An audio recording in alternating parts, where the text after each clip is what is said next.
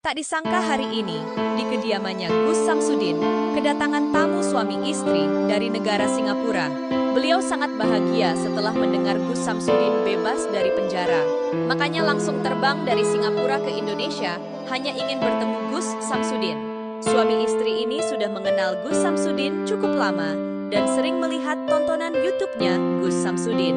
Dia sangat mengagumi Gus Samsudin terkhususnya dari kesabarannya, ilmunya, wejangannya. Bahkan beliau ini yang asalnya dari negara Singapura akan mengusahakan pindah ke Blitar agar bisa dekat terus dengan Gus Samsudin.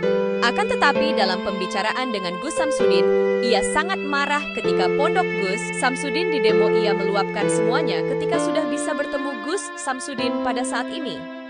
Berarti sudah lama ya mengikuti saya ya? Iya, Gus. Jadi dulu kan kalau nakal-nakal dulu kan suka cari amalan-amalan. Ada yang suruh berguru sana, berguru sini, nggak mau. Tapi bila ikuti Gus, yang pertama kali niat hati saya kalau saya mau berguru, Gus orangnya. Bukan ilmunya, ilmu kesabarannya. Itulah makanya saya niat mau pindah ke sini dekat dengan Pompes, bisa belajar, ngaji, sholat. Yang pertama, jangan jadikan saya guru, tapi jadikan saya itu teman. Karena guru atau mursyid itu yang pertama juga harus membimbing secara zahiriyah dan batiniah. Jadi saya itu lebih senang dijadikan teman ngopi ataupun saudara gitu. Karena kalau guru tuh saya merasa belum pantas untuk itu. Makanya di pondok itu nggak ada yang saya anggap santri, itu semuanya saya anggap anak gitu. Bahkan hal yang paling sedih yang saya rasakan kemarin itu bukan karena saya di penjara. Bahkan wallahi, ini saya wallahi, mungkin saya lebih memilih untuk kehilangan nyawa saya daripada saya itu harus kehilangan anak-anak saya. Jadi yang paling sedih, yang membuat saya menangis sampai 3 hari 3 malam gak berhenti itu hanya satu, yaitu ketika mendengar anak-anak saya dipulangkan. Itu yang membuat saya itu sedih. Saya di penjara saya senang-senang aja. Karena apa? Karena saya berjuang dari dulu itu, Pak Rete tahu itu. Saya itu cari rongsor, terus jadi YouTuber, sampai punya pondok pesantren. Itu semuanya saya lakukan, bekerja siang malam itu untuk apa? Untuk anak-anak saya. Ikuti Gus dari masa di Padepokan. Rumah Gus tuh masih teras tuh masih belum ada yang ngumpul. Gus terima tamu yang mau pembersihan tuh. bukan pembersihan rumah, gemblengan di dalam rumah Gus. Dari situ saya ikut Gus sampai ke sekarang. Kalau yang kemarin ada demo nih segala, memang saya pun nggak terima juga. Ini yang demo saya, Pak Rete ini. Lah ngumpet guys, syutingin guys. Ngumpet guys. Nah masa itu kan Pak Rete belum tahu lagi, baru lihat di luar. Ya kalau udah mendekat tuh langsung dekat. Yang dobrakin pintu gerbang saya siapa? Wallahi demi Allah tidak settingan. Ini. Yang biasanya malam minta uang ke saya buat minum siapa? Ini. Ini orang ini.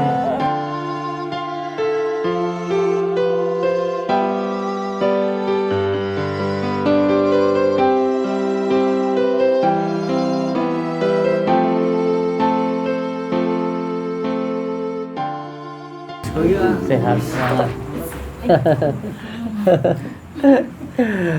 Assalamualaikum warahmatullahi wabarakatuh. Kan ini nggak apa-apa. Ada oleh-oleh sedikit. Wah, ada oleh-oleh buat saya ini. Nggih. Wau teng mas Alhamdulillah. Udah punan. mendekat di Pompes sana. Semongkone nyantol wonten nyantol.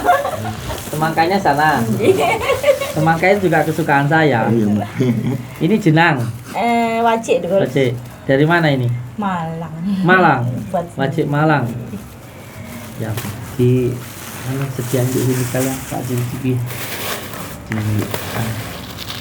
Taruh di sini, kasih kirim. Dulu aja para santri itu mbaknya tahu. Subhanallah.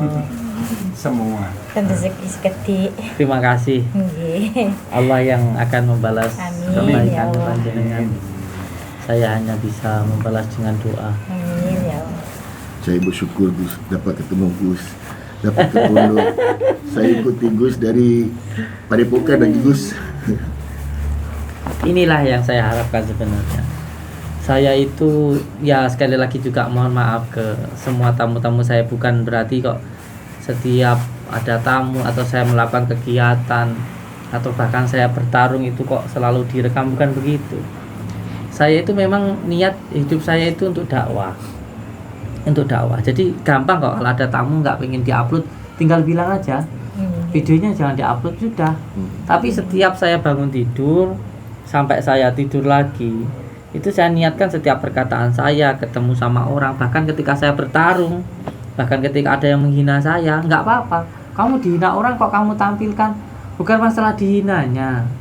Saya hanya ingin berdakwah bahwa ketika saya dihina, saya diam.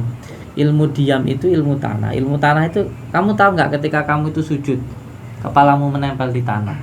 Itu supaya kamu tuh belajar ilmunya tanah. Tanah itu diam dan tanah itu selalu memberikan kebaikan loh, walaupun toh tanah itu dikencingi, diberaki, sama seperti kita. Ketika kita diam, Allah yang akan membalas untuk kita, membalas kebaikan kita, membalas pahala kita. Tapi kalau kita membalas ke orang itu, kita yang membalas, itu lunas, nggak dapat apa-apa gitu. Makanya ya, saya mohon maaf juga, ada salah satu lover saya yang di Banyuwangi itu, siapa namanya?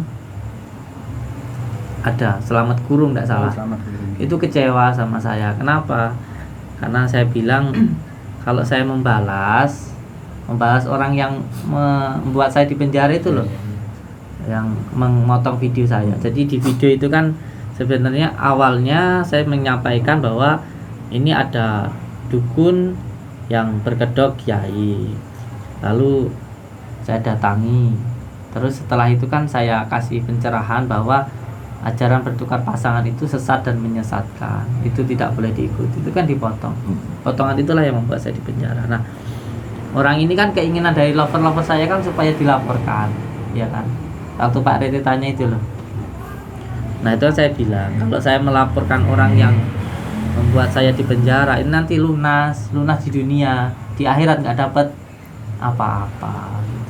Nah, beliau kecewa karena pengennya saya itu juga melaporkan orang yang membuat saya penjara. Jadi ketika kita dihina orang, namanya kita dicaci orang, kita tidak marah, itu nanti ada hikmah yang kita dapatkan. Hikmah yang pertama, supaya kita itu bersabar.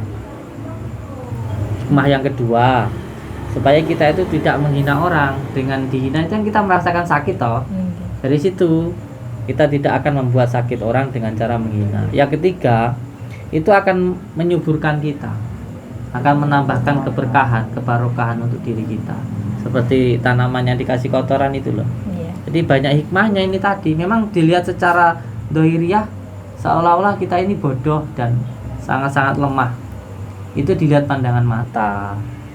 Tapi secara batiniahnya, secara hakikatnya, ini sebenarnya membuat diri kita sangat kuat. Kita kan bukan menuruti hawa nafsu. Kita kan punya tuntunan. Siapa yang menjadi tuntunan kita? Baginda Rasulullah Shallallahu Alaihi Wasallam. Bagaimana ketika baginda Rasulullah menyuapi orang buta, lalu orang buta itu disuapi, berkata, "Hei, kamu kenal Muhammad nggak? Muhammad itu loh penipu, tukang sihir, suka ngomong yang bohong gitu." Padahal yang diajak ngomong itu siapa? Baginda Rasulullah. Terus disuapi dengan lemah lembut sampai akhirnya baginda Rasulullah wafat. Lalu Sayyidina Umar itu datanglah ke rumahnya baginda Rasulullah, bertanya kepada istrinya, apa yang menjadi kebiasaan baginda Rasulullah? Biasanya ke pasar. Lalu datanglah ke pasar, sampai di pasar sana tanya sama orang, biasanya apa kegiatannya baginda Rasulullah? Nyuapin itu orang buta itu, orang Yahudi itu. Akhirnya beliau menyuapilah itu. Lalu orang buta itu berkata, kamu dengar nggak yang namanya Muhammad itu sekarang sudah meninggal loh, tukang bohong itu. Kaget yang nyuapin ini sahabat baginda Rasulullah itu. Akhirnya nyuapinnya agak kasar, dia bilang, "Loh, kamu bukan biasa yang nyuapin saya itu lemah lembut." Terus kata Sayyidina Umar, "Yang kamu tahu nggak yang biasa nyuapin kamu siapa?" "Ya, yang kamu bilang meninggal tadi itu." Langsung nangis, ngeblak dia. Langsung akhirnya masuk Islam. Ini loh Jadi kebaikan itu tidak bisa namanya dikotori dengan keburukan. Jadi kebaikan itu akan tetap baik. Jadi walaupun terhadap orang yang tidak baik, dia akan tetap baik. Karena kebaikan itu bagaikan emas. Kamu taruh di kotoran, kamu taruh di pecahan, dia gak akan berubah gitu loh. Walaupun emas itu kamu bilang kotoran, kamu bilang batu, emas tetap laku gitu loh. Beda kalau kamu batu, walaupun kamu bilang emas ya. Jadi orang itu walaupun dikatakan jelek, kalau memang baik ya akan tetap baik. Tapi kalaupun orang itu baik, ya walaupun jelek kan dia agak akan jelek. Tapi kalau memang sudah jelek, ya nggak perlu dijelekkan, akan jelek sendiri gitu loh. Jadi kita ini kan punya tuntunan. Yang menjadi tuntunan kita itu siapa? Baginda Rasulullah. Jadi saya harap jenengan itu baik sama istri, ya harus benar-benar baik, tanpa harus memandang istri saya nggak baik kok. Kan ada yang seperti itu. Makanya tadi ada tamu tadi, saya katakan sebenarnya siapapun orang yang datang ke saya menyampaikan tentang rumah tangganya, pertahankan. Apapun alasannya. Siapapun yang datang ke saya mengatakan istrinya begini, suaminya begitu, pekerjaannya begini, pekerjaannya begitu. Kalau bertanya ke saya, bagaimana saya? Apakah saya harus bercerai? Tidak. Jawaban saya cuma satu, pertahankan. Karena apapun yang dilakukan di dalam rumah tangga itu ibadah. Mana ada sekarang orang tidur ibadah? Dan ibadah yang paling nikmat itu ya berumah tangga. Mana ada suatu hal yang paling nikmat di dalam ibadah itu kecuali hubungan suami istri. Sekarang kita bercanda sama istri aja nilainya ibadah, makanya udah. Tapi ya cuma lah tiktokan aja, teleponan aja. Iya, apapun yang dilakukan di dalam rumah tangga itu nilainya ibadah. Maka saya katakan orang kalau pengen cepat jadi wali, kalau menurut saya wali itu bukannya orang sakti yang kebal jalan dia, bukan loh. Orang wali itu maksudnya adalah kekasih Allah yang ditarik oleh Allah atau yang mendekat kepada Allah sampai akhirnya ke futuh. Bukan maksudnya wali itu sakti, bisa nyembuhin orang, bisa jalan di atas air, cuman bisa terbang aja, burung ya bisa terbang. Jadi jalan paling cepat untuk menjadi kekasih Allah, untuk mendapatkan ridha Allah, ya dengan cara menikah. Nah, kalau ingin mendapatkan ridha Allah juga harus ridha dengan apa yang Allah berikan, termasuk ridha dengan suami, ridha dengan istri. Apapun kekurangan istri jangan sampai dibicarakan sama orang. Kebalikannya juga begitu. Apapun kekurangan suami jangan dibicarakan sama orang. Diterima, didoakan, itu yang terbaik. Alhamdulillah sampai datang ke sini, saya mohon ikhlasnya, mohon ridhonya. Apapun yang panjenengan berikan, baik itu waktu, tenaga, harta yang sudah saya berikan seperti ini, semoga diganti yang berlipat-lipat ganda. Amin. Dan makanan yang saya berikan ini menjadi tenaga untuk kita, untuk santri-santri, untuk anak saya. Dan tenaganya digunakan untuk beribadah. Pahalanya, barokahnya mengalir untuk panjenengan. Dan saya juga mohon maaf untuk semua kekurangan saya. Mungkin waktu, tempatnya dan sebagainya kurang berkenan. Semoga Allah menyempurnakan semua kekurangan-kekurangannya ada di saya. Ini panjenengan dari mana? Suami Singapura. Singapura, guys. Subhanallah. Singapura. Bertahun-tahun pengen datang, alhamdulillah tercapai. Orang keluar dari penjara, hina, banyak dosa. Ternyata masih ada saudara kita dari Singapura yang mau untuk menjadi saudara saya, menjadi keluarga Nuswantoro. Ini suatu kebanggaan, suatu kehormatan untuk saya. Saya tidak bisa ngomong apa-apa, intinya ya terima kasih lah. Karena orang hina seperti saya yang jelas-jelas keluar dari penjara, panjenengan kok masih mau jadi saudara saya. Saya ikuti Gus dari masa di Padepokan. Rumah Gus tuh masih teras tuh masih belum ada yang ngumpul. Gus terima tamu yang mau Pembersihan rumah. bukan pembersih rumah, gemblengan Gemblengan. di dalam rumah Gus. Dari situ saya ikut Gus sampai ke sekarang. Kalau yang kemarin ada demo nih segala, memang saya pun nggak terima juga. Ini yang demo saya. Nggih. Pak Rete ini. Lah ngumpet guys, syutingin guys. Ngumpet guys. Nah masa itu kan Pak Rete belum tahu lagi, baru lihat di luar. Ya kalau udah mendekat tuh langsung dekat. Lengket. Yang dobrakin pintu gerbang saya siapa? Pak. Wallahi demi Allah tidak settingan. Ini. Yang biasanya malam minta uang ke saya buat minum siapa? Ini. Ini orang ini. Tapi buat Pak RT gini ya, buat Pak RT. Saya itu kan gini. Saya itu kan pernah digojologi sama Gus Kausar. Ya, sama Gus Kausar. Saya itu digojologi. Dikatakan tolol dan lain sebagainya. Tapi kamu tahu nggak? Ketika kamu menjadi seorang santri atau kamu itu dijadikan bahan gojol-gojolkan untuk kiaimu, itu barokah loh. Amin. Sampean tahu nggak kiai saya, apa Yai Syaifuddin Rahman, yang menganggap saya anaknya yang nomor 8. Setiap ceramah apa yang beliau katakan? Samsudin tolol, Samsudin goblok, Samsudin bego. Tapi itu suatu, demi Allah, suatu kebanggaan untuk diri saya. Ketika itu menjadi bahan, menjadi media untuk berdakwah, itu suatu kebanggaan buat diri saya. Di depan banyak orang seperti itu, tapi ketika di dalam namanya orang tua sama anak ya, sayangnya luar biasa. Makanya jangan salah, hanya Pak Rete jangan salah paham. Sebab biasanya yang sering diomongkan sama kiainya itu yang istimewa gitu. Biasanya seperti itu gitu. Jadi beliau ini dulu demo saya, dobrak gitu saya. Tapi karena Allah itu Maha Pengasih lagi Maha Penyayang, kita itu akan didekatkan dengan orang yang baik. Jadi ketika kita berbuat baik itu akan dipertemukan dengan yang baik-baik dan akan dipertemukan dengan banyak orang yang bilang settingan dan sebagainya. Enggak apa-apa. Demo segitu besarnya katanya settingan, ini gimana? Sampai saya dilaporin ke Polres sama Pak Rete ini. Tapi Allah ngasih jalan, itu loh. Makanya jangan pernah terlalu benci dengan seseorang. Bisa jadi dia menjadi temanmu atau saudaramu. Intinya tetap baik, tetap sayang pada setiap orang. Kopinya diminum. Nah, orang-orang yang benci itu mata hatinya buta. Tidak apa-apa. Kita doakan yang baik-baik saja. Semoga Bahkan yang saya nih niatnya mau bertetangga sama Pontes. Alhamdulillah. Bilang mau dari rumah. Alhamdulillah. Tapi yang jelas gini, kita tetap harus mendoakan orang yang baik. Yang benci sama kita, semoga diberikan hidayah sama Allah.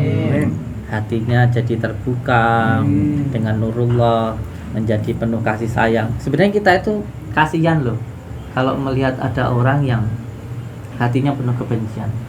Kebencian itu bagaikan api yang niatnya untuk membakar orang lain, pada hakikatnya kenyataannya membakar dirinya sendiri. Orang yang hatinya penuh dengan kebencian itu tidak ada ketenangan. Orang yang di dalam hatinya penuh dengan kebencian itu yang ada hanya selalu rasa benci, rasa ingin memusuhi, mencari kesalahan, dan pada akhirnya akan merusak dirinya sendiri karena hanya akan mencari terus keburukan seperti matanya lalat, seperti itu. Itu hanya akan mendapatkan keburukan dari setiap apa yang dilakukan. Jadi sebenarnya kita itu malah kasihan dan kita itu harus mendoakan yang baik terhadap orang yang membenci kita. Kalau orang yang suka sama kita kan sudah tentu kita doakan, tapi harus lebih penting lagi kita doakan yang membenci kita. Ada tisu nggak sih? Singapurnya mana? Saya di Tampines. Memang dari kemarin memang mau ketemu Gus, mau ke Sembilan. pesantren. Ini bukan pesantren lagi, padepokan dulu. Cuma nggak ada waktunya. Belum ada jodoh. Tapi kemarin pun bila Gus ada masalah itu masih di dalam penjara, kami doa nanti kalau kita ke Jawa mudah-mudahan Gus dapat keluar. Ya, Gus keluar langsung dapat jumpa Gus. Biasa tengah Alhamdulillah. Saya juga keluar ini berkat doanya jenengan. Berkat doanya itu dan bisa saya rasakan doanya sampai ke saya itu. bisa saya rasakan, doa panjenengan yang sampai ke saya itu bisa saya rasakan. Terus bila di samping Gus kok saya jadi cengeng. Enggak apa-apa. Bahagia dapat jumpa Gus. Ya. Orang menangis itu menandakan hatinya lembut. Gus Baha itu hampir setiap hari menangis. Dan ini pun kalau ngimamin sholat, saya juga merasakan ini. Beliau ini kalau sholat itu, waktu saya di penjara itu kalau ngimamin sholat itu sering menangis. Nggak tahu kenapa sekarang cara ngimamin sholat karena saya datang mungkin ya. Nggak apa-apa. Bahkan saya sendiri sebenarnya ya, kalau melihat orang yang membenci saya, seperti saya melihat pesulap merah itu, saya sering menangis kok. Saya menangis itu bukan karena saya itu menderita atau benci, enggak, saya itu benar-benar sayang dan kasihan itu. Ketika ada orang yang hatinya penuh kebencian itu, saya itu juga kasihan seperti itu. Termasuk ketika ada seseorang saudara atau tetangga yang maksiat itu pun juga saya sering menangis itu. Saya sering menangis melihat itu. Ya alhamdulillah, saya ucapkan terima kasih panjenengan mau datang ke gubuk saya, padahal saya itu kan keluar dari penjara dan ternyata jenengan masih tetap mau menjadi saudara saya. Makanya untuk anak-anakku, untuk semua saudara-saudaraku, ketika kita melakukan kebaikan lalu di situ ada ujian yang mengatakan kita itu baik atau kita itu tak baik, mengatakan kita itu pendusta dan sebagainya, nggak apa-apa karena itu ujian. Yang penting kebaikan itu harus terus dilakukan seperti itu. Jadi cengeng. Karena kebaikan itu nggak bisa ditutup-tutupi. Kebaikan itu hampir sama juga dengan sesuatu hal yang dilakukannya. Jadi ketika baik itu akan tetap baik, yang buruk pun juga nggak bisa ditutupi karena keburukan itu seperti kotoran. Jadi walaupun ditutupi seperti apapun akan tetap tercium baunya, kotoran itu. Jadi jangan pernah berhenti untuk terus melakukan kebaikan, dan yang melakukan keburukan segera taubatan nasuha, itu aja. Berarti sudah lama ya mengikuti saya ya? Iya Gus. Jadi awal Lagi dulu kan kalau nakal-nakal dulu kan suka cari amalan-amalan. Ada yang suruh berguru sana berguru sini, nggak mau. Tapi bila ikuti Gus yang pertama kali, niat hati saya kalau saya mau berguru Gus orangnya, bukan ilmunya, ilmu kesabarannya. Itulah makanya saya niat mau pindah ke sini dekat dengan Pompes, supaya bisa belajar, ngaji, sholat. Yang pertama, jangan jadikan saya guru, tapi jadikan saya itu teman. Karena guru atau mursyid itu yang pertama juga harus membimbing secara zahiriyah dan batiniahnya. Jadi saya itu lebih senang dijadikan teman ngopi ataupun saudara gitu. Karena kalau guru tuh saya merasa belum pantas untuk itu. Makanya di pondok itu nggak ada yang saya anggap santri, itu semuanya saya anggap anak gitu. Bahkan hal yang paling sedih yang saya rasakan kemarin itu bukan karena saya di penjara, bahkan wallahi, ini saya wallahi, mungkin saya lebih memilih untuk kehilangan nyawa saya daripada saya itu harus kehilangan anak-anak saya. Jadi yang paling sedih, yang membuat saya menangis sampai 3 hari 3 malam gak berhenti itu hanya satu, yaitu ketika mendengar anak-anak saya dipulangkan. Itu yang membuat saya itu sedih. Saya di penjara saya senang-senang aja. Karena apa? Karena saya berjuang dari dulu itu, Pak Rete tahu itu. Saya itu cari rongso itu, terus jadi YouTuber sampai punya pondok pesantren, itu semuanya saya lakukan, bekerja siang malam itu untuk apa? Untuk anak-anak saya, untuk anak-anak santri saya itu loh. Biar mereka itu bisa ngaji, ada kiai yang bisa saya tempatkan di pondok saya, dan alhamdulillah sudah ada. Tapi ya mungkin semuanya sudah takdir Allah, tentu ada baiknya. Tapi yang membuat saya paling sedih itu ketika anak-anak saya dipulangkan itu.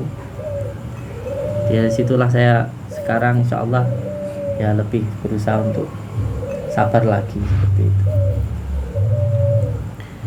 Berarti zaman ini udah lama ya mengikuti saya ya. Iya.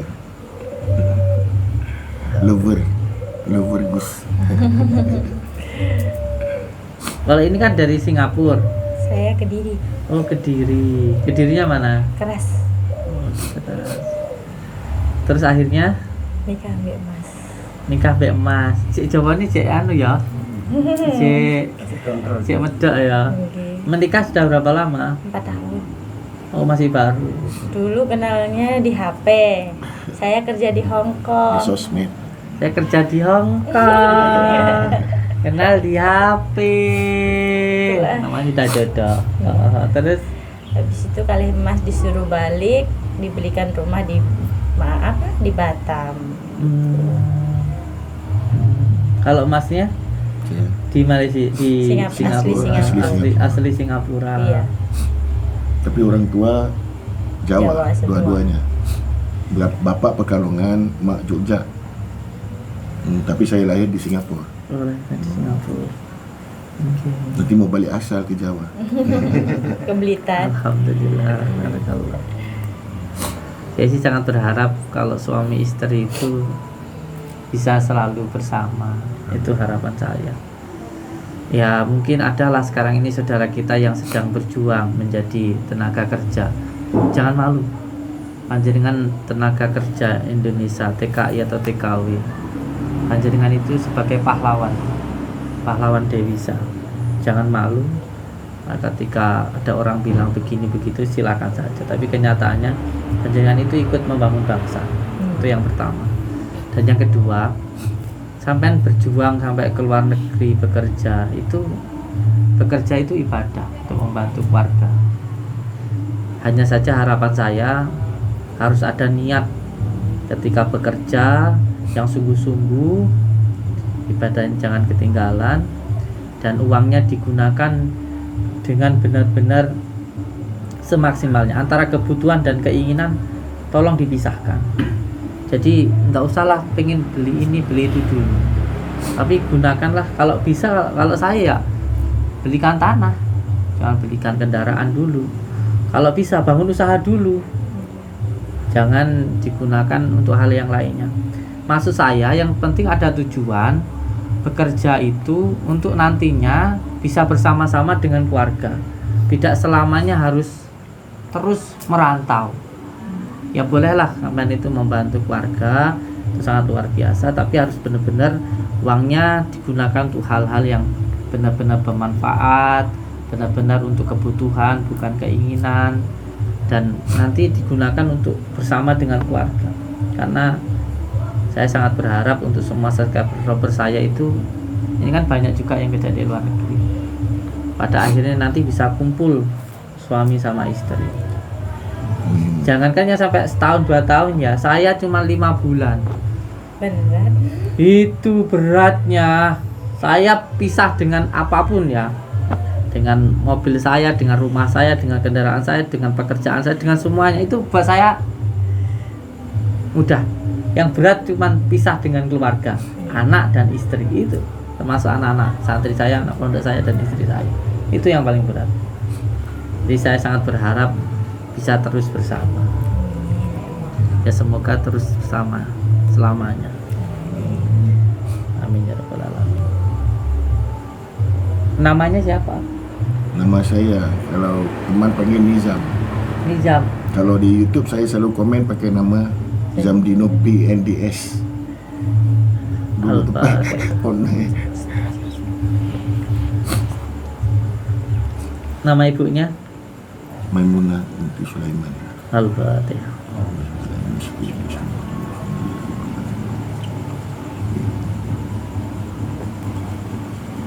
Nama ayahnya? Rabun bin Bahari. Al-Fatihah.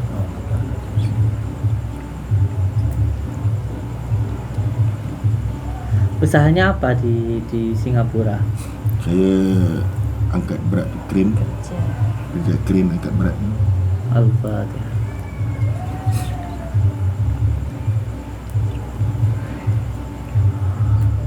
Pesan saya selalu doakan orang tuanya, apalagi pekerjaan yang berat itu kan membutuhkan keselamatan yang paling utama. Dan kalau pengen selamat, kunci utamanya kita harus mendoakan orang tua, karena tawasul yang paling utama itu orang tua. Kita harus didoakan orang tuanya. Kalau istri namanya siapa? Faridatus Salihah. Istrinya Sembara ya, Farida. Al-Fatihah.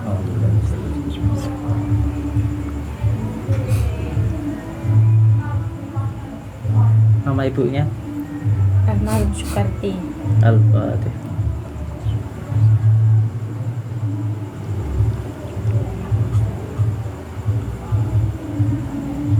Nama ayah kandungnya? Almarhum Suyono.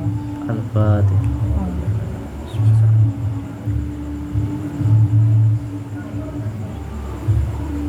Pekerjaannya apa sekarang? Ikut apa? Di Singapura. Al-Fatihah.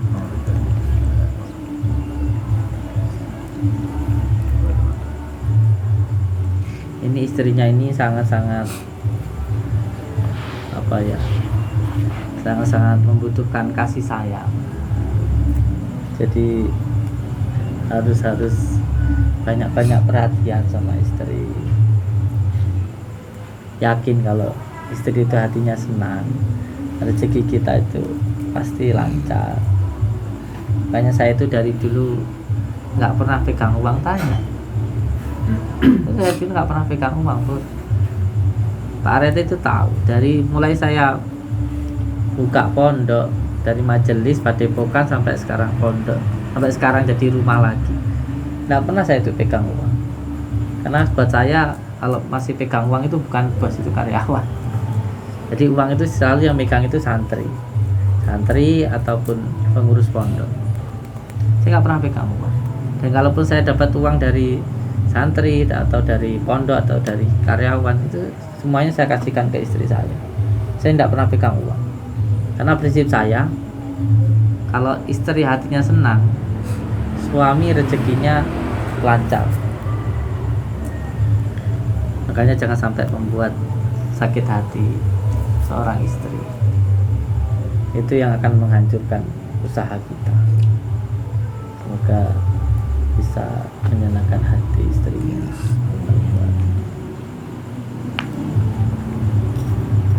Berarti sekarang ikut suami di Singapura. Terus yang di Batam itu? Kolang-aling. Batam 1 minggu, di Singapura 3 minggu. Belum bisa jadi orang Singapura gitu? Belum. Pasal nggak mau proses sana, Gus. Abang kan mau lepaskan Singapura, tinggal kat Blitar. Nanti mau pindah ke Blitar memang. Semuanya dipasrahkan kepada Allah Subhanahu wa Ta'ala. Perlu kita itu melakukan sesuatu harus mujahadah dulu. Kalau saya, setiap melakukan sesuatu itu tidak boleh sampai kita itu ditumpai, bahasa Jawanya. Kalau bahasa Indonesianya itu terburu hawa nafsu, tidak boleh. Segala sesuatu itu harus dilakukan dengan penuh keikhlasan dan ketenangan. Seseorang itu kalau ikhlas maka dia akan tenang, dan nanti Allah yang akan mengarahkan. Maka setiap melakukan sesuatu, kalau saya perlu mujahadah dulu, meminta petunjuk kepada Allah Subhanahu wa Ta'ala. Jika kita bisa terus menyambungkan tali silaturahmi, seperti halnya begini, saya tentu punya keinginan untuk orang tua saya ikut dengan saya, iya kan? Sampai saya usunglah orang tua saya itu, saya datang, saya jemput, saya naikkan mobil, saya bawa ke Blitar. Sampai sini 1 minggu, ternyata beliau meriang, ada panas begitu, sakit-sakitan. Terus saya tanya kenapa, ternyata rindu dengan rumahnya sendiri. Akhirnya pulang lagi. Tapi saya sebagai anak kan tentu ketika sudah bisa bekerja, ya bisa dibilang sudah sukses kan, pengen kan bersama anak. Saya pulang lagi, coba Bu, dicoba lagi, siapa tahu pengen kumpul sama cucu sama anak, saya pengen ngerawat jenengan, saya bawa lagi. Sampai rumah begitu lagi, meriang lagi. Ternyata apa? Rindu dengan kambingnya yang di rumah, rindu dengan tetangganya yang di sana, rumahnya di sana. Seperti itu sampai terulang 7 kali. Terus akhirnya saya minta petunjuk sama Allah. Ternyata ya sesuatu hal yang dekat itu juga terkadang tidak harus dekat secara zahir, tapi bisa juga dekat secara batinnya. Dengan bagaimana? Yang pertama, kalau sebagai anak itu setiap 1 minggu sekali, kalau saya itu kirim uang ke orang tua. Entah pokoknya saya 1 bulan lah, kalau orang sekarang ini 1 bulan pokoknya dapat gaji cukup 10%-nya aja lah. Kalau saya bilang sama istri seperti itu, 10%-nya aja. Makanya gajinya itu 100.000, ya 10.000-nya aja lah kasih ke orang tua. Itu akan menyambungkan doa dan hubungan batin itu, bahkan itu akan sangat dekat sekali. Bukan dekat, bukan hanya dekat dengan orang, dekat dengan rezekinya, dekat dengan kesehatannya, dekat dengan kemudahan di dalam setiap kesulitan, dijauhkan dari musibah. Itu yang pertama.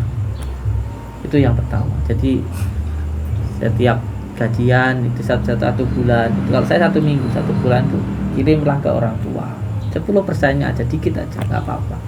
Lebih banyak itu lebih bagus. Ini paling tidak 10%-nya itu.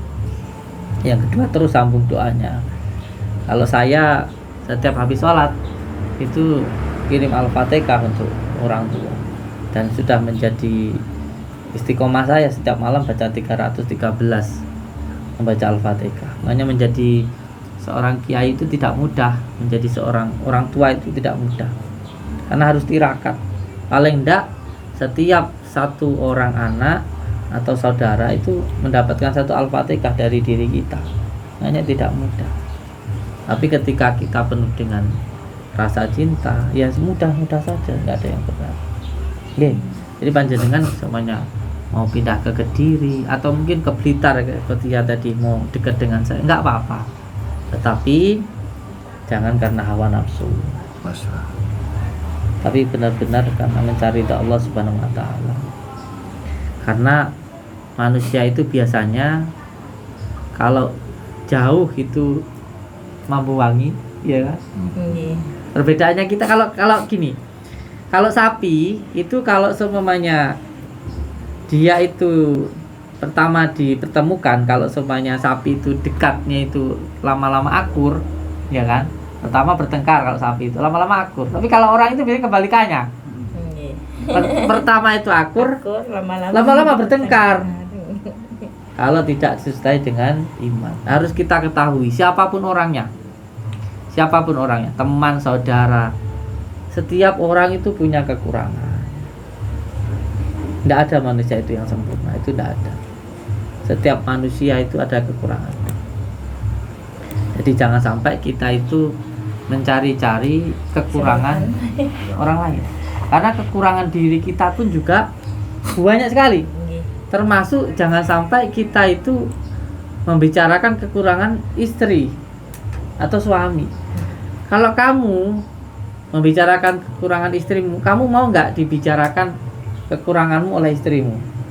Kamu ini begini, begitu, begini, begitu. Lah terus kamu sendiri bagaimana begitu? Tidak bisa seperti itu. Hanya akan menghancurkan hidup kita. Yang lebih baik itu kita itu hidup itu harus bisa menerima. Hidup itu harus bisa menerima. Kalau kita sudah menerima hidup kita itu, nanti kita akan tahu sejatinya peran kita itu apa. Karena kita hidup ini semuanya punya peran masing-masing, ya. Bahkan kotoran itu juga punya peran. Bahkan cacing itu punya peran. Menurut penelitian, seandainya tidak ada cacing, manusia itu hidup mungkin cuma bertahan 6 jam atau 7 jam di dunia ini, ketika tidak ada cacing. Bahkan kalau tidak ada pepohonan, manusia ini dikatakan juga tidak akan hidup. Jadi semuanya punya peran. Bahkan kotoran juga punya peran. Semuanya punya peran. Punya peran semuanya.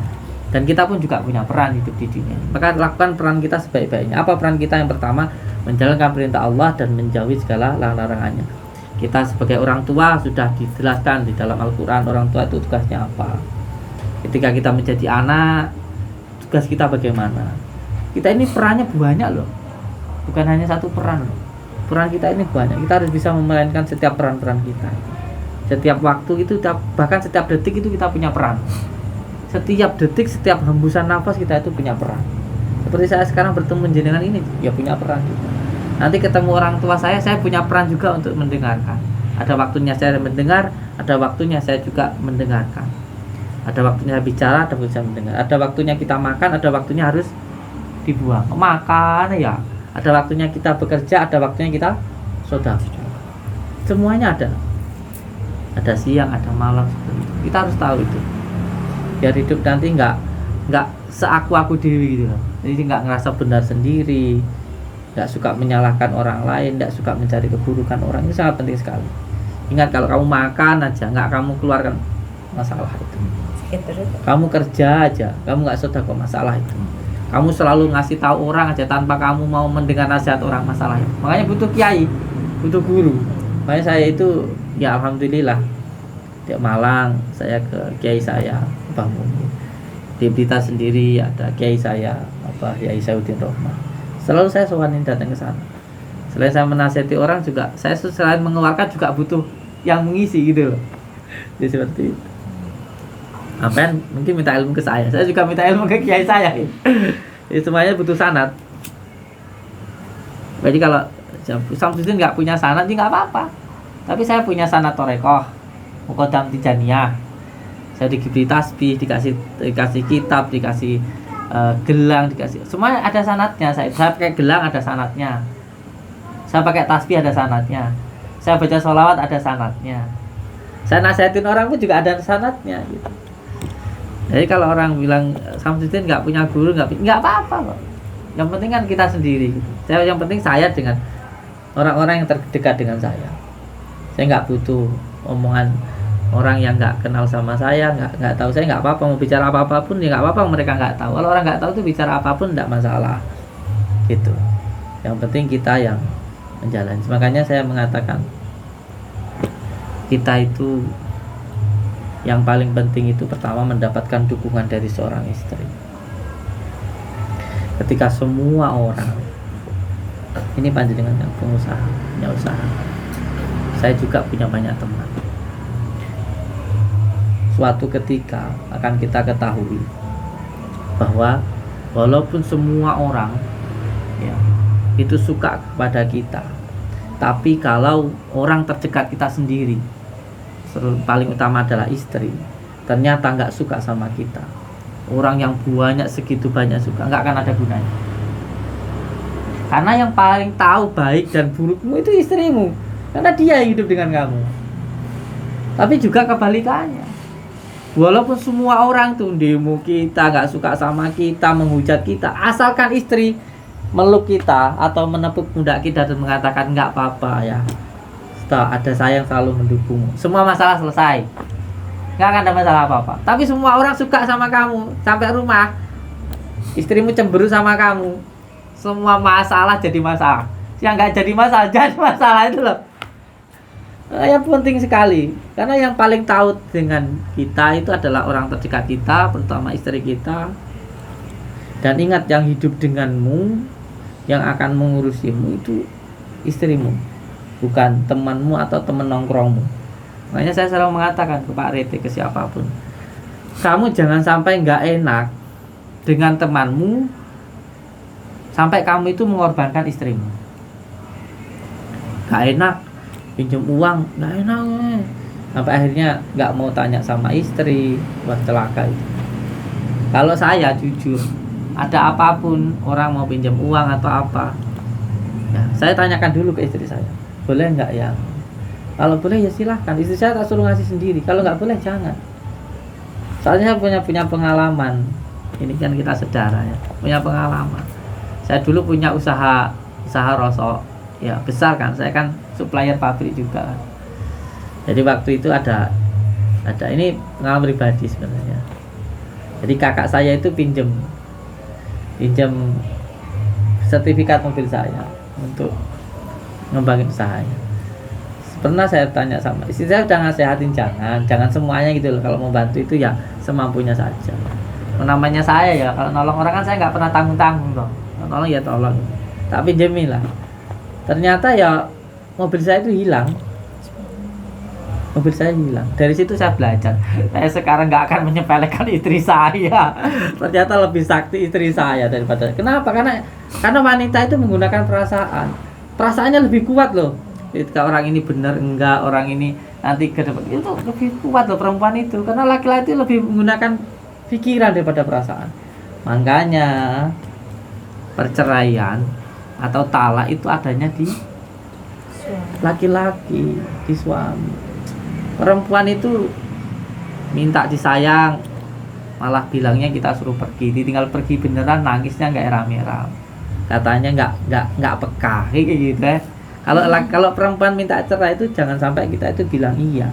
Walaupun wanita minta cerai sehari 1000 kali, asalkan laki-lakinya itu nggak bilang iya, nggak jadi masalah kok.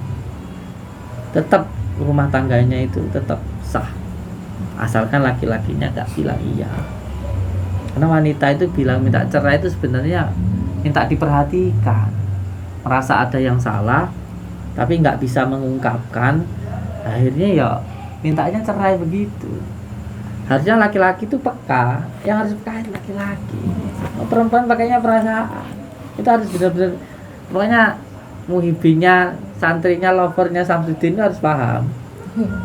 Kalau perempuan itu lebih menggunakan perasaan bukan pikiran. Di laki-laki harus peka. Ngoten niku lho. Makane kula niku dewemen kali Abang Muafik. Abang Muafik niku peka sama istri itu. Peka beliau itu, sangat cinta sama istrinya itu. Karena memang yang dipakai ilmu Jawa. Jawa niku artinya Jawa beneh. Beneh. Termasuk yang paling penting itu adalah laki-laki yang paling baik itu adalah yang paling baik kepada istrinya. Makanya kula niku sangat-sangat mencintai Mbah Maimun Jubair dan juga Abah Muafik, karena dua orang ini menurut saya adalah orang-orang yang sangat menghormati, sangat menghargai perempuannya atau istri, dua orang ini. Hanya saya itu tawasul dua orang ini, beliau-beliau ini yang saya kagumi ini, yang pernah saya tinggalkan. Ya alhamdulillah, semoga usahanya terus berkembang, terus jaya. Kalaupun dikembangkan usahanya di Singapura pun juga enggak apa-apa, kita tetap bisa menjadi saudara. Ini meminta petunjuk dari Gus, kalau kita pindah sini mau usaha sini. Jadi tukar rongsok dulu. Tentu kalau saya harus mujahadah dulu. Saya tidak bisa menyampaikan sesuatu itu tergesa-gesa. Semuanya itu harus diolah dulu. Kita mau minum kopi aja harus rebus air dulu sampai mendidih dulu. Kalau mentang-mentang kopi langsung dituang di air, ya airnya dingin kembung.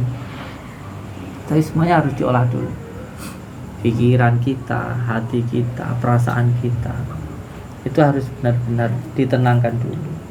Nah, ketenangan itu hanya ketika kita sadar, menyadari, dan menyandarkan pada Allah Subhanahu wa Ta'ala. Contoh, tujuannya apa, terus manfaat sama mudaratnya lebih banyak yang mana. Apakah ini benar-benar tarikan dari khatirah robbaniyah, benar-benar dari rasa sejati ini rasa, apakah dari hawa nafsu. Itu harus benar-benar. Kalau saya berharap ya, yang penting bisa berdua dulu sama istri bagaimana, itu yang harus dilakukan.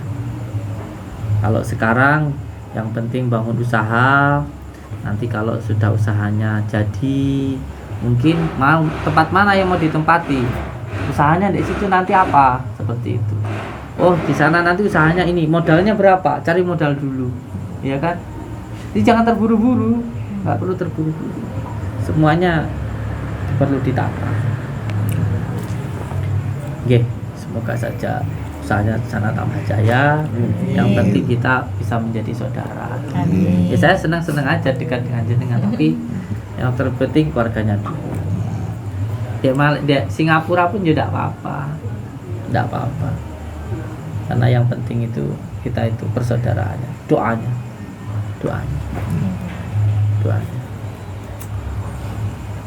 Ya siapa tahu di dunia masih berjauhan, tetapi di akhirat selalu bersama, ya tak? Amin ya Allah. Nah, dunia itu fana, dunia itu hanya sementara. Kalau saya pribadi sekarang di Malaysia, di Singapura dulu, monggo dikembangkan dulu usahanya. Nanti kalau sudah ada modal mau kembali ke Indonesia silahkan. Insya Allah di Batam dulu bos. Di Batam. Nanti kita tak main ke Batam ya. Monggo. Saya nanti kalian suatu sana. Karena saya dulu juga pernah mau ke Batam. Sebelum corona kemarin. Iya, Iya. tahu ya? Iya. Dia udah mau ke Batam itu, tahu Lin. Terus percayalah kalau kita itu akan kembali ke sejatinya. Karena saya dulu orang tua ibu saya kan Solo, makanya saya dapat gelar itu kan di Solo. Tapi saya nggak mau cerita. Terus bapak saya kan Ngawi, saya kan masih keturunan kan. Nah, saya kan di Lampung. Tapi kenapa di Lampung itu saya dikembalikan lagi ke Jawa? Padahal saya nggak punya niat apa-apa. Ingat, ketika kita bisa mengerti sejatinya diri kita, kata innalillahi wa inna ilaihi raji'un itu loh, semuanya akan tetap kembali. Semuanya akan tetap kembali. Aman, orang Indonesia akan kembali ke Indonesia, dari Jawa kembali ke Jawa, gitu. Semuanya akan kembali. Kembali semuanya. Insya Allah.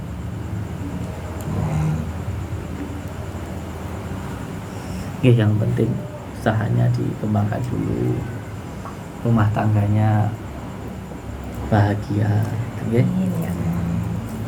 karena semuanya butuh. Saya benar-benar nggak nyangka ini, nggak nyangka. Saya itu baru keluar dari penjara, terus tadi dapat telepon dari Pak RT, ada saudara kita yang dari Singapura gitu. Ya alhamdulillah, Allah menunjukkan kuasanya gitu. Dengan kuasa.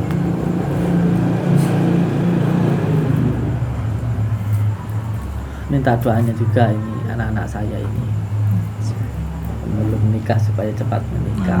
Amin. Amin. Usahanya bisa berkembang. Amin. Terus saya juga mau mengembangkan usaha untuk anak-anak saya di sini. Mengembangkan usaha juga. Sudah 4 tahun menikah ya. Keturunan. Belum. Makanya saya tanya itu karena ada sesuatu hal yang ingin saya beritahu. Jadi ketika ingin mendapatkan keturunan itu, yang pertama harus ridho beribadah, harus senang. Nanti salah satunya supaya pikirannya senang itu, kalau orang luar negeri, orang Amerika itu dengan coklat, dengan yang manis-manis biar moodnya bagus. Kalau saya itu dengan madu. Selain dengan madu, nanti saya kasih kurma muda. Kenapa kurma itu? Karena manis. Manis itu membuat pikiran itu moodnya bagus. Jadi nanti ada madu yang diminum istri beserta suami, ada madu yang campuran kurma muda. Ini sudah saya praktekkan kok. Makanya banyak, tetap sekarang itu walaupun saya dikatakan penipu, pembohong, pendusta, masih banyak yang datang ke saya karena sudah banyak buktinya. Untuk yang perempuannya, saya itu kalau khusus yang untuk dapat keturunan itu dengan kurma muda, saya kasih madu. Untuk yang laki-lakinya ini sebenarnya yang menjadi utamanya. Karena kalau perempuan itu hanya tempatnya, laki-laki itu yang menempatkan. Makanya kayak anak saya yang namanya siapa yang sekarang di Kediri itu, Mas siapa? Yang punya akun YouTube juga itu. Mas siapa yang di Kediri itu? Nganjuk. Mas Dani. Mas Dani itu kan juga sudah punya keturunan kan. Terus akhirnya alhamdulillah dengan izin Allah karena udah punya anak juga. Nanti kalau untuk yang laki-lakinya ada kunir sama madu sama merica. Karena apa? Karena apa ya? Yang harus ditanamkan atau yang dititipkan itu harus benar-benar kuat. Nah, kekuatan itu salah satunya kalau kita orang ilmu Jawa itu ada di tanah. Tanah itu kuat loh. Tanah itu sebenarnya ketika ada wali Allah, ada kiai ulama meninggal itu menangis ya. Kalau kamu bisa mendengarkan itu, menangis tanah itu. Kita ini, tubuh kita ini sebenarnya semuanya berasal dari tanah. Dari tanah. Kayaknya disonjorin nggak apa-apa. Selonjor aja nggak apa-apa. Kesemutan. Saya banyak omong dia sampai ke Bukan Gus, dia nggak pernah silat. Nanti tak kasih sarung ya. Sering-sering pakai sarung. Orang kalau pakai sarung apa kayak saya kayak gini, ini saya bisa duduk berjam-jam dari mulai malam saya kalau pikiran itu sampai pagi. Ini saya kuat ini pagi sampai pagi. Ya walaupun kadang-kadang gini tak tahu udah pagi itu. Nggak tahu apa yang saya lakukan. Itu kan nanti kau pikir itu. Saya pernah sholat malam ya, sholat malam. Mulai dari jam 7. Saya nggak tahu apa yang saya lakukan, tahu-tahu sudah pagi. Katanya Mas Fikri, saya itu sholat. Tapi saya itu nggak sadar. Nggak tahu apa yang saya lakukan itu. Jadi ketika sudah sebut Allahu Akbar, tahu-tahu ya bah pagi nih. Jadi tahu-tahu sholat subuh itu, sudah dengar sudah sholat subuh itu. Sering kayak gitu saya itu. Sering sebut, nggak tahu. Mungkin ya banyak orang yang menganggap gila atau apa, tapi saya menikmati itu kok. Menikmati itu. Dan tadi malam yang ngono aku. Tadi malam wiritan mbek Andi. Nggak tahu saya tahu-tahu ya sudah selesai ya. Membaca apa nggak tahu aku. Mau tidur mau apa itu nggak tahu. Ya saya lakukan apa yang nggak tahu saya. Di penjara ya kayak gitu. Ada lagi sholat tuh nggak tahu, nggak tak sebut di sini, tapi ada namanya sholat hilah saya. Sholat hilah, niatnya sholat hilah. Pokoknya sholat aja gitu. Udah sholat isya, terus sholat tobat, sholat hajat, terus sholat witir, habis itu sholat hilah. Ini udah takbir, habis takbir habis hilang. Dengar-dengar subuh. Nanti kita kasih sarung. Makanya saya itu anak-anak saya sebenarnya saya komplain ke istri saya itu jangan sering-sering dipakai pampers. Saya itu jujur lebih suka dengan hal-hal yang model dulu. Makanya saya suka sekali dengan budaya Jawa, dan saya punya keyakinan ketika seseorang itu kembali ke pelajaran-pelajaran leluhur kita orang Jawa, itu akan banyak sehatnya dan akan banyak manfaatnya. Contoh makanan aja. Sekarang banyak anak-anak kecil mau dibeli minjalik ya, sudah gagal ginjal dan lain sebagainya. Kenapa? Karena mereka selalu minum sesuatu hal yang sudah jadi. Banyak kimianya. Nggak mau kayak dulu. Ibu kita dulu masak gimana? Air direbus. Daun-daunan dimasak. Masaknya diliwet, dibakar dan sebagainya. Sekarang semuanya jadi. Ini yang merusak kesehatan kita. Makanya saya itu ngobatin orang kena penyakit mah itu setiap hari. Orang pikirannya was-was, gelisah, mudah marah, selalu sedih. Itu kebanyakan perempuan kayak gitu. Laki-laki rusak, hormonnya nggak begitu perkasa, sama daun melinjo aja nggak berani makan apa-apa sudah ketakutan. Kenapa? Ya, karena nggak memahami tentang ilmu Jawa ini. Kalau paham, enak sekali. Nah, penyakit-penyakit yang dari perut ini yang karena penyakit dari makan, obatnya juga dari makan, yang dari tanah. Makanan kan dari tanah, obatnya juga dari dalam tanah. Unir, kayak seperti itu. Nanti pakai sarung ya.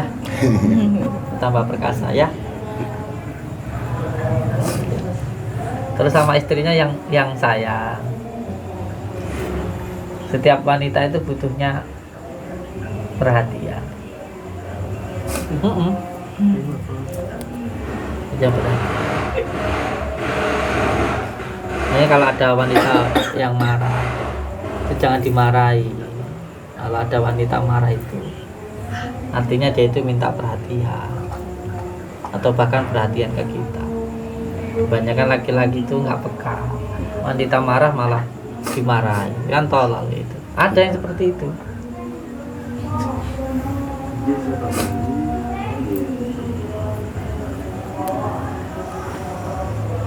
Ini dari Singapura Malang, ke Malang. lagi tambah kecil. Oh, belum ke Kediri nih. Subhanallah. Belum ke sini belum ke Kediri udah ke Blitar. Memang tujuan ke sini dulu. Subhanallah. Tapi harus diutamakan orang tua lo ya. Orang tua Udah nggak ada lagi. udah nggak ada semua. Udah nggak ada lagi. Tinggal abang yang sekarang nempatin rumah ibu. Makanya dari tadi saya bilang seperti itu. Karena kamu itu pengganti orang tua. Kalau kamu menyia-nyiakan anak yatim, apalagi yatim piatu, dosanya nanti berlipat-lipat ganda. Saya nggak tahu dari tadi mulut saya gacor kok bilang suruh sayang sama istri, kenapa begitu. Ingat ketika kita menikah dengan seseorang yang sudah yatim piatu, tanggung jawab kita ada dua, sebagai suami, sebagai orang tua. Dosa kita pun juga kepada dua-duanya juga. Hati-hati. Kalau orang tua mertua masih ada, kita berbuat salah, kita bisa minta maaf. Pak, saya minta maaf, saya nggak bisa ngebahagiain anakmu. Mas, setiap waktu saya selalu bilang kayak gitu sama mertua saya. Ya kalau sudah nggak ada, makanya dari tadi mulut saya gacor bilang seperti itu. Saya kan juga nggak sadar kayak gitu, nggak tahu. Hati-hati kayak gitu.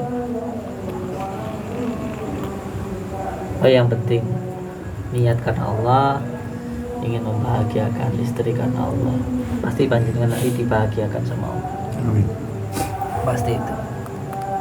Pasti itu. Karena yang kita contoh itu baginda Rasulullah.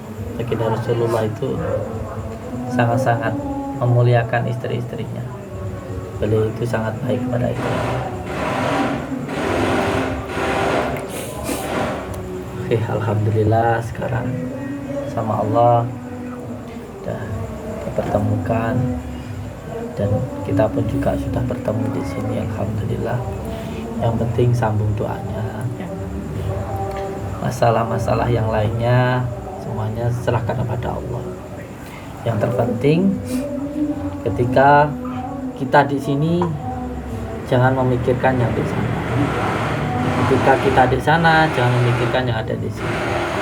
Saya berharap bisa fokus.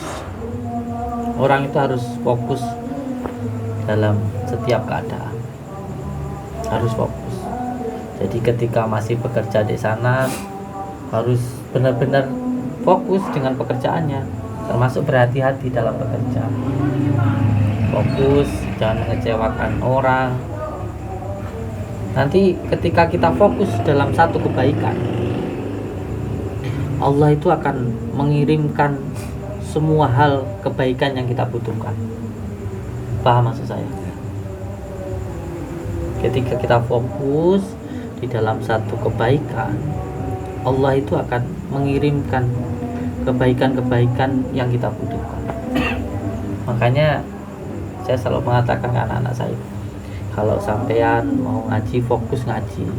Nanti ketika sampean fokus ngaji, apa yang menjadi kebutuhan jenengan seperti ekonomi, istri, itu Allah pasti akan mengirimkan itu. Yang penting fokus.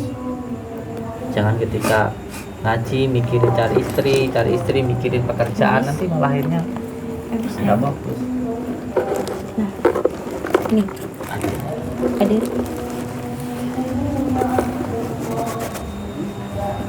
Satu hal yang kita kerjakan itu harus kita fokuskan. Harus kita fokuskan. yakin kalau semuanya mencari ilmu nanti pun juga dapat pekerjaan dan nanti pun juga dapat istri. Kalau kita sedang bekerja, yakin dengan pekerjaan kita nanti pasti Allah akan mendapatkan jodoh. Contohnya ya si Andi dia. Fokus guys di sana, bekerja yang sungguh-sungguh, membahagiakan istri untuk ibadah kita seperti itu. Jangan di sana terus mikirin untuk pindah dulu. Jangan seperti itu. Fokus aja dulu. Nanti kalau udah waktunya sudah Allah menentukan ya, tinggal kita lakukan.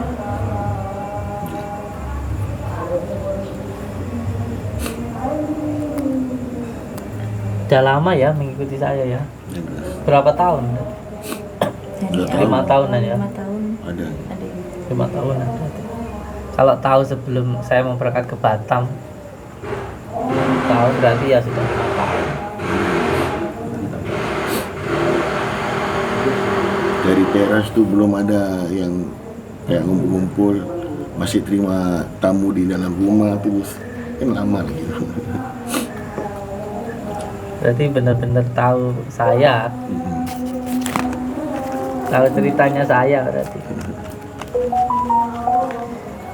Saya kan dari dulu juga nggak pengen terkenal, juga nggak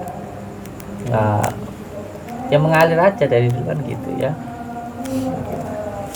mengalir saja. Alhamdulillah. Siapa tadi namanya? Nur Izham. Nur Izham.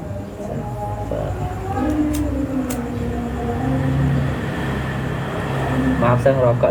Ya, saya mau rokok juga. Enggak ini lah. Ya, saya ada.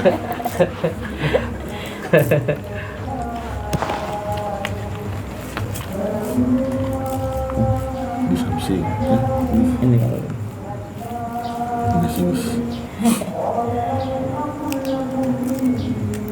mungkin ada yang mau disampaikan untuk subscriber lover saya, untuk saudara-saudara kita yang ada di channel YouTube Mbah Din. Kalau kita melihat seseorang tuh jangan dengan mata kasar, kita lihat dengan mata hati. Yang baik kita apa? Baik. Yang baik kita, bukan yang baik kita ambil, yang buruk kita buang. Itu dia. Gua sampaikan. Nggak berani ngomong. Iya, alhamdulillah saudaraku. Ini ada saudara kita dari Singapura datang silaturahmi ke sini. Ini juga bukan cuma silaturahmi ke saya, tapi ke kita semua. Karena ini pun juga masuk ke dunia sosial, media sosial, dan semua yang mengikuti saya, kita ini adalah saudara.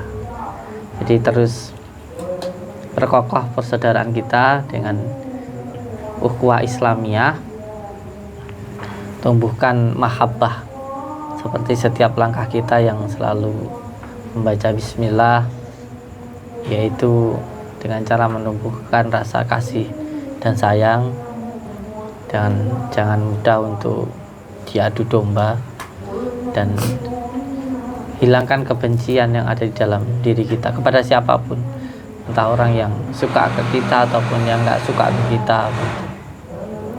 Terutama kasih sayang itu sekarang ya kita lakukan terhadap orang-orang yang terdekat dengan kita, ke istri kita, ke saudara kita, ke anak-anak kita. Jangan kita itu